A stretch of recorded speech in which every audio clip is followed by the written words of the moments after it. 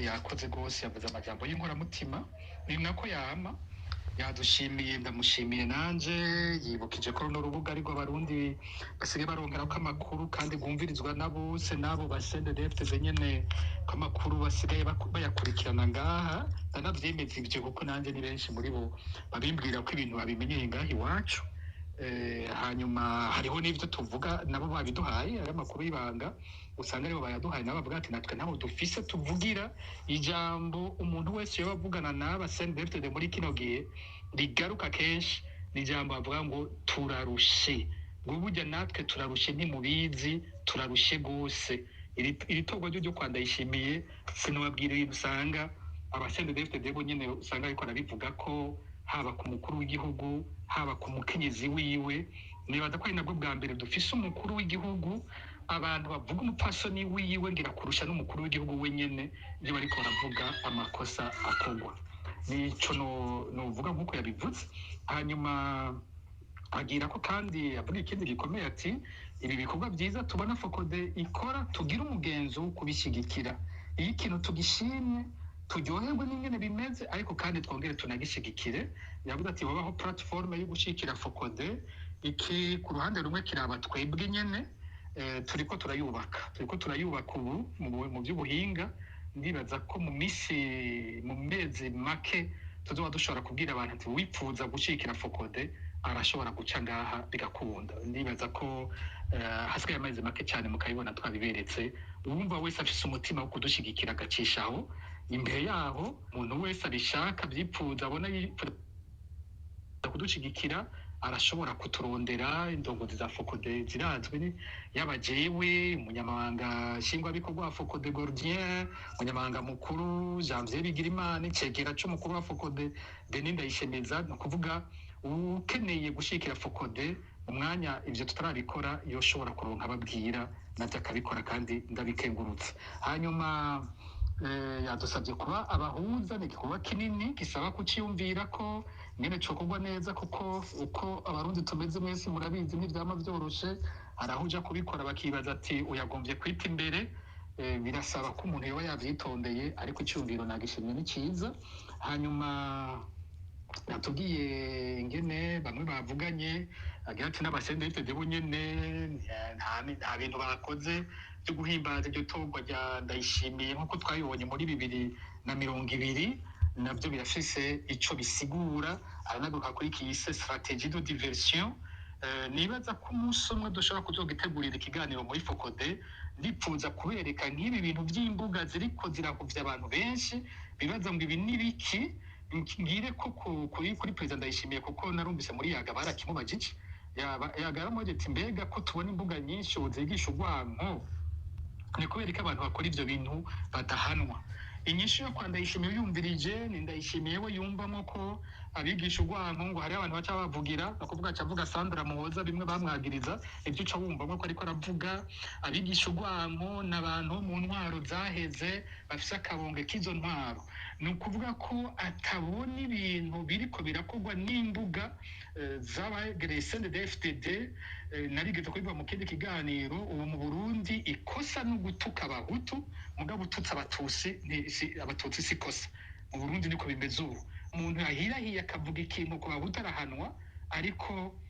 ubututsi abatutsi abita imbwa bita abantu b'inywa amaraso bite ibintu byose bishoboka uwo ni ntakogwako bivuga ko bisigikiwe n'umukuru w'igihugu. Rero amakuru nipfuza ko umunsi umwe tuzokora ku kiganiro nico kubereka ingene bijya bintu ari perereza riko yabikora ariyo rihemba bajya bumva ngo ba Murundi Cakenge n'izindi mbuga nyinshi bifatanye abantu babirongoye uyu munsi mwiperereza baribo ndabifise byose byo tuzobikorera ikiganiro kijanye n'iyo diversion ayoho wumva bashobora kwica umuntu ubwo nyene mu gihugu cyose akaba ariko haratangwa insiguro zindi abantu baze gusamarira ivyo bindi. Ku bibazo byo kwa Wilson nabyo nibazo bikomeye kandi ndamushimiye yagarutse kuri n'urupfu rwa Gabi Bugaga aragira ati ibintu tubona byaciye bivugwa ubwo nyene n'urupfu giturumbuka décès inopiné ivugwa mu gifaransa umuvugizi wa leta Jerome Niyonzima, umukuru w'igihugu yabishimitse ko bwose muri Twitter yiwe urupfu giturumbuka, aho umuntu yibaza urupfu giturumbuka n'ibyari bavuga ko umuntu agize urupfu giturumbuka n'umuntu aba ataragwaye atangwara yarizwe yiwe bakabona arapfuye gutyo bitari byitezwe, cyangwa yari umugwayi naho nyene indwara yiwe ikaba itari ikomeye bakabona iramwishe akavuga ati iyi ndwara yiwe ntiyari yerekana ko yarageze ku rugero yomwica, niho bakunze gukoresha iryo jambo rya décès inopine. Ariko kuza ku muntu byabonetse ko yapfuye kujya ni ibintu biboneka ko byateguwe, naho ryo bisanganya ni gake no kwisanganya bazakoresha iryo jambo rya décès inopine. Hanyuma décès inopine bizana ibyo nyine by'uko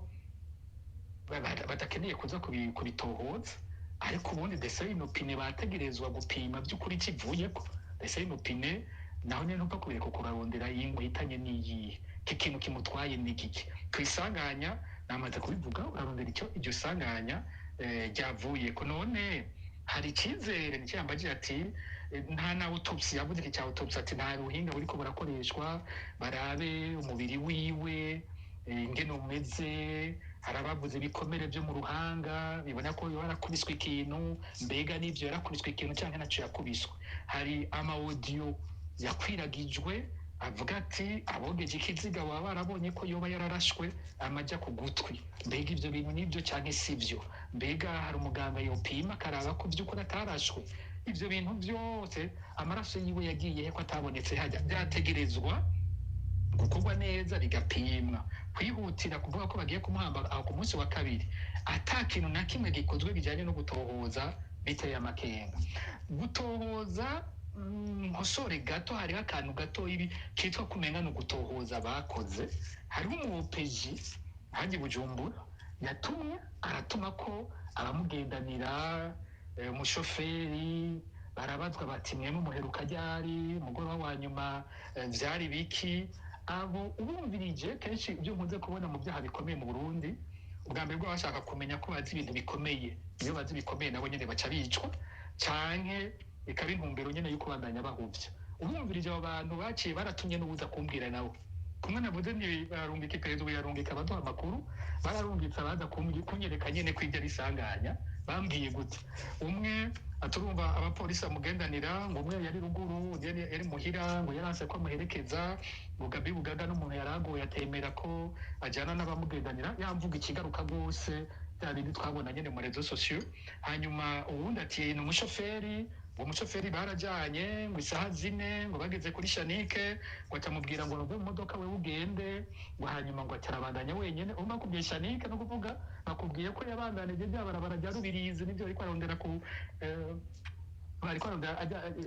yagiye afata amayira y'amaja hariya, nibyo bariko baratuzanira. Ivyo biriho nabyo nyene bariko barabikora, ibyo twonumva bizanye no ku maradiyo, ukumva abantu aribo baje kuvuga bati twavanye isaha 4 agiye muri izo nzira. Sinotangara n'ibyo, nobibona ko mwese bivuga nti sinzotangara numvise ibi n'ibyo nobyumve byo bizanye ku maradiyo, ntabwo notangara.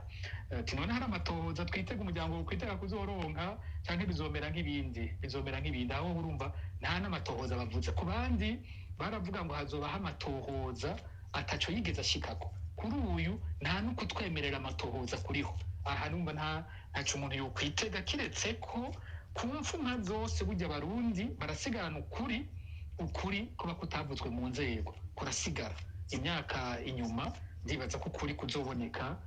ari kunini cyane. Ico gusa novuga muri iyo ntwaro ukuntu bimeze, niho hariho twaganiye no munsi ndavuga nti iyo Gabi Bugaga bamwongera indwi 2 uyu munsi yari kuba yagiye nawe mu ikoraniro, uyu munsi yari kuba yatoye, nimba batoye cyangwa bakomye amashyi yari kuba yayakomye. Uyu munsi ku rubuga rwiwe yari kwandika keza Evariste Ndayishimiye, uyu munsi yari kutubwira ko ari umuganga ukomeye uri mu demokarasi, yari kutubwira ivyo byiza nawe nk'uko abandi badede baza kubivuga, atazi ko bamwongeye indwi 2 gusa kumbure bari kucyamwica cyo cyangwa hirya y'ejo, ntabyo yari kubazi, yari ko ariko arashimagiza atazi imigambi ariko arategurirwa. Ariho dutera kamo n'abari muri iyo system bamenye ko ruriya abandi rutabibagiye, uko batwica batwangaza batwanga nimubandanye mubyina ngo nivyo abandi, namwe murimwo abicanyi n'abicanyi kuri bose. Hanyuma ati mwibaze ko ku majambo Ndayishimiye avuga ko bamureza bamuha ubutegetsi we watabushaka yari afise ibindi bintu yo kwikorera igihe twari ko jewe niyo nkuru yambagije cyane ku majambo President Ndayishimiye yavuze mu kiganiro reka nshishemwe n'ayandi yagize ati jewe n'umuntu nzi kwironderera kuva ndi umwana nari mfise ibipimo by'ikawa ngo yakora imizana ajya kugurisha ngo nimba yaratunze ubukwavu kuva ari umwana ari umunyeshure muri primaire sico kimwe n'abandi barundi benshi biga amashure bakariteza ibindi bintu leta izobaha amahera bemera guhembwa 300 bakariha inzu 250 gukindaga gukomeye abarundi ahaza kutubwira ko we wari gitangaza mwebwe muvyita gukindaga canke no kwiyemera kurenze hari ukwiyemera no gukindaga n'ibintu bibiri ukwiyemera nuko kutubwira ko bari gitangaza mu kurondera amahera mu kurondera amatungo emwe uharura ibintu afise nko muri no myaka 4 yanyuma by'ukuri ndavuga ati president nta numwe guhaririza no kuri umukozi aya mazu yose tubona usira ufise amahoteli twumvugura amamiliyaridi ibi bintu amatongo usira ufise igihugu cyose ahantu twumva wibinzaha ariwe wimbinzaha burije no hino ahantu nukuri amatungo uwo muntu afise nko muri imyaka 4 yanyuma by'ukuri umuntu ashobora kuronka ivyo bintu myaka izovuga ati nukuri tugukuri inkofero uri umuhinga uri umukozi nta rumwe bihaririye mugabo hari ikibazo cyoca kinza none ko imbere yuko aza muri ubwo butegetsi hariho nk'imyaka 10 dufata 10 kuva 2005 gushika 2015 imbere yuko abaho cyagihe nkuru nziza afata amamiliyaridi akagabira aba general imbere yaho none gukora yavyize ryari ni kubera ko ico gihe ayo matungo tutayabona ko ayo mazu tutayabona ico gihe ntiyari bwamenye gukora kuyubako amazu cyo kimwe n'abandi ba generale bikamugura kuyiheza nk'abandi usanga akazu kamwe nk'abandi imodoka yarafise y'akazi byose byari bimeze nk'abandi bose none ubwo buhinga budasanzwe cyangwa umenya ari umukuru w'igihugu bicabiza ari bitangaza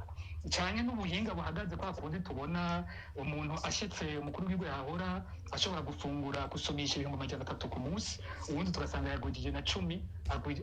asumisha 3 ku munsi cyangwa ubuhinga n'ubwo ubwo buhinga bwiwe si ubwo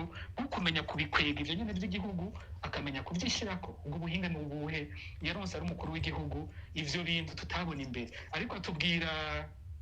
nk'ivyo byo yakora ari umunyeshure nta gitangaza na kimwe kirimo kumbure kubyo ushobora gutangaza abana bo mu bisagara batabibonye ibyo jewe abana twiganye muri primaire jewe twigana n'abana benshi bakora imizana bakaja kuyishora twariganye n'abana benshi bashora inkwi tukaja kuzibagurira jewe twariganye n'abana benshi baba bafise ibigi baba bafise ikawa baba bafise ivyo bintu byose avuga none ko abantu ari abakozi cyane kandi bagumye bakora uko nyene ni kuko uyu munsi badatunze nka Ndayishimiye nta kintu na kimwe agenda ngira numva avuga we ngo yakoze cyo gitangaza tutakizi ku bandi bana tutakizi ku bandi barundi mu Kirundi n'ahandi ni kuki abo bandi batarabatunze nkawe badafise ibyo bintu byose afise n'ubwenge budasanzwe afise abarusha nibiki nibaza ko aho rero kwa kwiyemera ariko kwa gukindaga nuko kuza kubwira umukozi wa leta kumuhemba amafaranga adashobora kumubeshaho ubundi leta yategeza gukora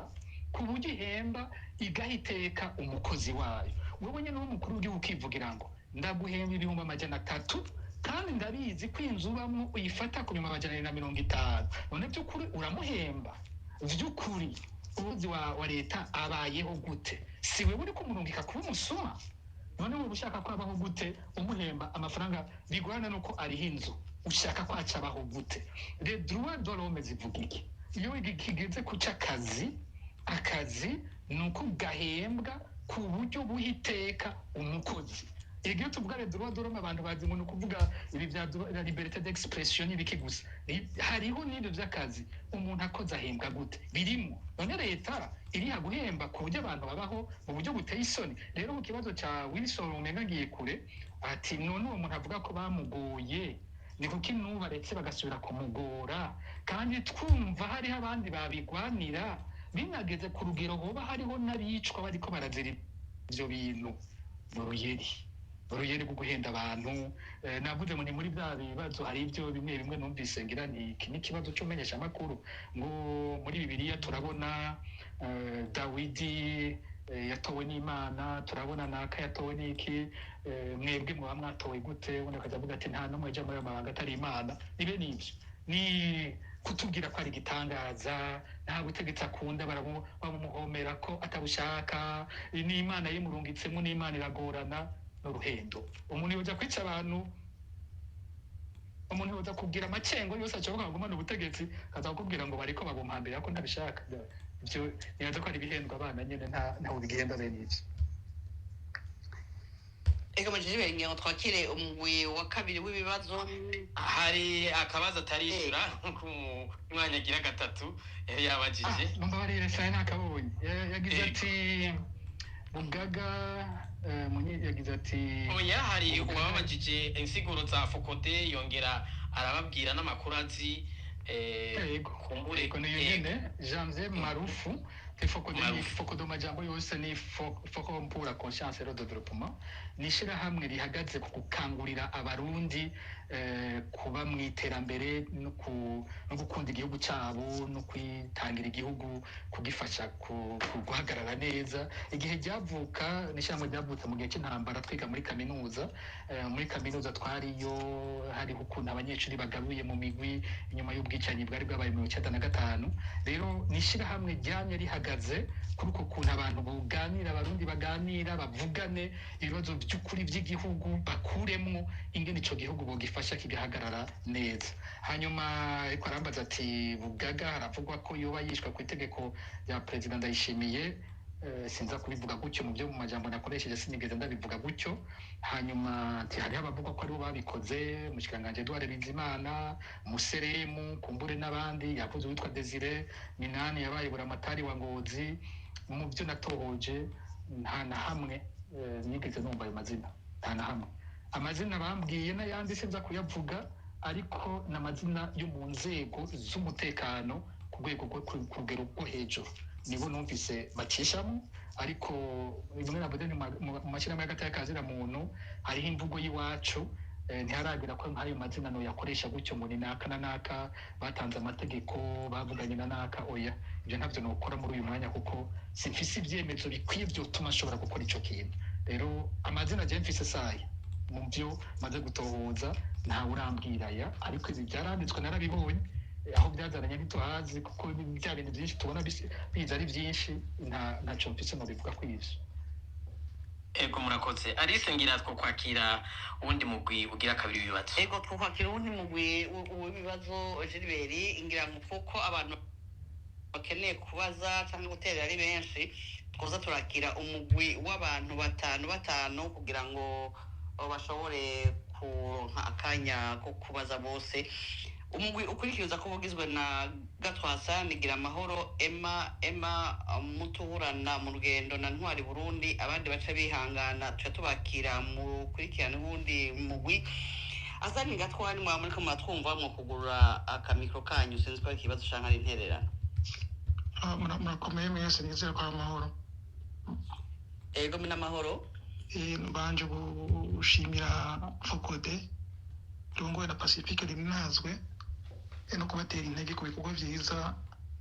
bakora novuga yuko bakora ibikora inka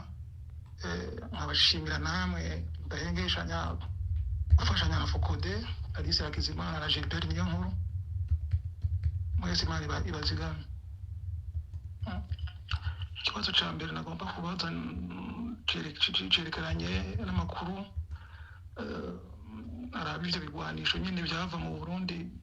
byatambuka mu Burundi bija hakurya muri Tanzania hariho abakuru b'ibihugu babiri muri Kenya nyakubahwa Samuel Ruto hamwe na nyakubahwa perezida wa Uganda Museveni bo barahamagaye perezida nyakubahwa Ndayishimiye wo mu Burundi bamwihanitsa canke bamutera akamu ko tohirahira uzotera igihugu cy'u Rwanda none ibyo bigwanisho byo bifitanye isano nako kamu kabo bakuru b'ibihugu babiri cyo ni kibazo cya mbere ikibazo cya kabiri kijanye na bijya bigwanisho byaturikira muri kambaza hariho abavuga yuko kuko amahipoteze ni menshi hariho abavuga yuko hari umugwi ugwana muri Congo umugwi wa M23 wararashe drone ugaturitsa bya bigwanisho. Nagomba kubaza Pacifique ko hari amakuru yo bafise ajanye n'ivyo. Hanyuma icya gatatu ibijanye n'urupfu rwa nyakwigendera Ministre Bugaga, Imana imwakire mu bwami bwayo. Nashaka kubaza akazi yakora muri seni ubwo niko ariko ntandaro y'urupfu rwiwe, na cyane ko bavuga yuko ari hafi cyane n'urongoye novuga umugambo CNDD FDD ari Reverien Ndikuriye. murakoze cyane gatwongira mwaranga iki kibazo nituriko turabumva. Ego murakoze. Ego reka twakire uwundi umunywanyi akurikira. Ego Mejibere umunyanya akirikira ni gira amahoro niyo bariko batwumva yo kugura mikro yiwe akabaza ikibazo ciwe canke agatanga intererano yiwe. Gira amahoro muriko muratwumva?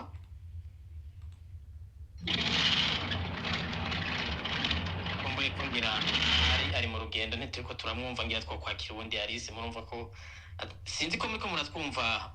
uwo yitwa gira amahoro muratwumva? Ariko baratwumva reka tube turakira Emma sinzi ko ariko baratwumva. Emma mwamwe muratwumva mugure mikro yanyu. Kumbure ngira ntari hafi akimukurikira tube turakira mutuhurana mu rugendo niyo abari hafi nawe nyene yogure mikro yiwe muturana mu rugendo muriko muratwumva. Ego ndiko ndabumva ndabahaye mwiriwe. Mwiriwe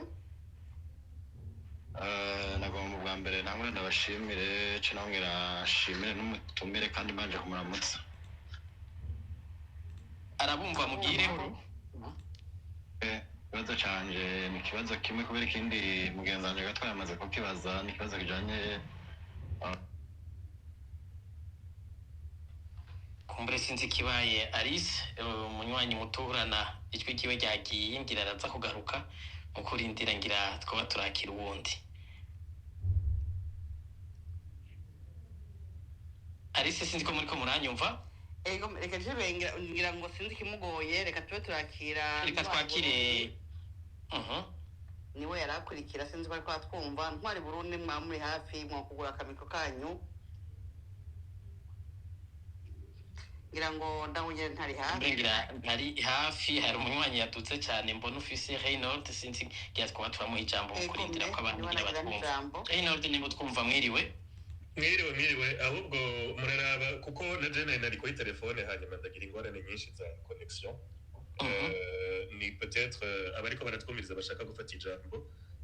bozinya telefone bakayiho demara nibaza ko ari byo biza gufasha cyane. So ndabashimiye d'abord ku ijambo mu mpaye ku kiganiro ca Focode comme d'habitude mwese abagiteguye Pacifique Gilbert Alice mwese ababoneka n'abataboneka ndabashimiye. So kuri ibi bintu by'ibi bigwanisho je nari mfise ikintu nshikiriza sinzi ko murabona yuko kuva kera muri Congo bajya baribane bo muri Congo araba ni nk'abantu bakoresha ijya traffic y'amadiama n'amaminere kugira bagura ibigwanisho vya Hezbollah. Ivyo ni ibintu kuva kera sinzi ko mwibuka umugwizatunga yitwa Dan Getler ni umuntu yari yegereje cane gose Kabila amugira umugenzi baragirana amafere menshi ni nkabo yatungishije Kabila. Uwo mu Israel akazi yari afise karako gukasa ijya sirku y'abaribane bo muri Congo kuko ijya sirku y'abaribane bo muri Congo sibo bonyene ariko ijya sirku irakomeye cane ni nkabo bagura ibigwanisho vya Hezbollah atuka nibo baterera amahera fadika. Rero ugiye kuraba Hezbollah yarahuye n'ivyago vyinshi imyaka iheze sinzi ko mwibuka yuko ibigwanisho vyabo kenshi vyashikira kuri poro yo muri Beirut. ijya poro yo muri Beirut ninaba nibuka vers 2020 canke imbere yaho ijya poro hari ikintu cayiturikije iraturika complètement harimo ibigwanisho bibitswe cane byose biraturika hama Hezbollah icitangura gucisha ibigwanisho vyayo muri Siri nayo ejo bundi hura n'ibyago Bashar al-Assad baramukuraho bashiraho umuntu yegukira Israel. Rero ubu muravye neza ivyo bigwanisho bavuga ko biri mu Burundi bifiswe no muri Libane. Jewe nk'umuntu niyumvira ndaho si ikintu nemeje ariko il y a de fortes probabilités ko uwo muri Libane yoba yarungitswe na Felix Tshisekedi kugira babandanye ijya circuit kuko bajya bose bari muri Nord Kivu, Sud Kivu ubu ntibagishobora kopera nkuko bopera kera. Ubu uyu Burundi bwabaye nk'agakomune ka Congo. Donc c'est pas étonnant que ivyo yahora akora muri Congo siwe wenyene mais c'est tout un circuit ko bo bavyimukanye mu Burundi. Ikindi kintuma ndavyibaza nuko ukuntu Felix Tshisekedi yagiye na Neva baja muri Turki. Birashobora kuba bari bagiye gusigura igituma ubwato peut-être buriko burajayo bufise izo nkoho kuko urumva ubu gutwara ibigwanisho muri Liban directement Beirut ntibigishoboka gucisha muri Syrie ntibigishoboka byoshoboka sinzi peut-être muzogira amatohoza menshi cane ivyo bikoho biri muri Tanga muri Tanzania birashoboka ko baba babituza muri Turki kugira babimanure muri Liban kugira bifashe Hezbollah byari ivyo. Murakoze cyane Reynold ngira twakire ubundi baze kugugelinga izina ry'umuntu yitwa Dan Getler baze no kugugelinga iyo circuit y'abaribane bo muri Congo ukuntu ikora ni ikintu ikindi akandi ka hypothèse nibwiye izo kamyo ego ko ziza zirimo inkoho c'est vrai mais est-ce que ziza zuzuye inkoho kuko sinzi ko mwibuka yuko ari amakuru yatanzwe igihe abasabuza bava muri Congo baca Gisenyi barazunguruka biravugwa yuko zijya nkoho zabo nka zose zakatiye mu Burundi ngo kugira ngo baje guhokonkera Isagoma adeze kujya tubiza ari bisuma bashobora kuba yuko barabigurisha kuri Hezbollah. Ibyo byo byijya kandi yaturitse birashobora kuba ari nka kujya poro yo muri Liban yaturitse ijya ya Beirut. Kuko urumva ntushobora kuri kurafasha umuntu azo gukorera nabi abandi ntibabikorereko. Ça c'est une hypothèse. Hypothèse ya kabiri birashoboka yuko si abarundi badakora gusa ico kintu cyo kujya commission kuri uwo muri Bane ahubwo banamuha nabijya baronse ku basauza. Rero guturira ijya Paul peut-être que c'était pour effacer les preuves y'igituma ubwize inventaire iri hari n'ibidahari surtout ubu ya Neva yagira yitoze. Peut-être ko yashatse kumenya ibigwanisha afise ukuntu bingana peut-être ko yashatse guharura nimba yo kwihanga ababanyi tumaze iminsi twumva yuko ne bashaka kwata ku Rwanda. C'est aussi une hypothèse ishoboka yuko ayo makamyo ahoraza ari ya moitié rempli ou vide agasubira inyuma ahubwo rero cette fois-ci apakiye kandi yuzuye. Donc izo ni hypothèse zo kwiyumvira ko ariko ico kintu c'abaribane bo muri Congo ni ibintu biri documenté. Uyo Dan Getler ko yaje igihe Kabila yarakira umwana gishika au pouvoir aragerageza kumubwira ati bon écoute tuzogusutena à condition ko kasa iyo circuit yabo baribane bafasha Hezbollah. Il était même d'ailleurs prêt à racheter tous les diamants imbere ko abo baribane nabo nyene batangura kubikora. So anyway hari ibiri documenté et à partir de ça on peut peut-être élaborer des hypothèses. Nuko urakoze ubundi munyanya kurikira Alice. Ego jibera ndabona mutuhana mu rugendo yagarutse bitari byamucikanye mu kanya niyo bariko aratwumva arashobora kubandanya aho yarageze. Mutungurana muri ko muratwumva? Ego ndabumva nariko ndabaza. Ego ndabaza nti bon naciye nibaza nireko ndabaza ibyo bigwanisho biva muri Tanzania bikaza mu Burundi bigasubira muri Tanzania bavuga ko byavuye muri Kenya. Cyane nshaka kubaza eske iyo poro yatanga urabiye kuri Tanzania iri itumbera he bica bijahe bigeze muri Tanzania eske ibyo bapakurura bica byurira ubwato cyo biguma muri Tanzania. Ico nico kibazo cyane na mfise kugira ngo kumbure tumenye ko bishobora kuba bisubira kure cyangwa byo biguma mu karere kubera nkuko twumva hari ibihuha by'intambara mu karere bidodomba ko bazoterana perezida w'Uburundi turumva ko akunda kuvuga ko azotera u Rwanda urumva mu gihe byaba biguma mu karere urumva turashobora kwibaza tuti byaba biriko biraja ahantu kanaka kuri ico bikorwa kibi bariko barategura ikibazo canje cari hanini ibindi bagiye barabibaza murakoze cyane mutuhorana no kubahiriza amategeko y'iganiro n'ubundi biba yumvise ko ikibazo yari afise cyoba cyabajijwe n'abandi ariko abandi bafate ijambo reka twakire umwe hanyuma duhe ijambo mutumire Alice ego reka twakire Sonia Kabwa hanyuma abandi turabakira mu mugwi ukurikira Sonia Kabwa muri ko muratwumva ijambo ni rwanyu murakoze mwiriwe mwese nanje ndashimye ku kiganiro n'amakuru mwaduhaye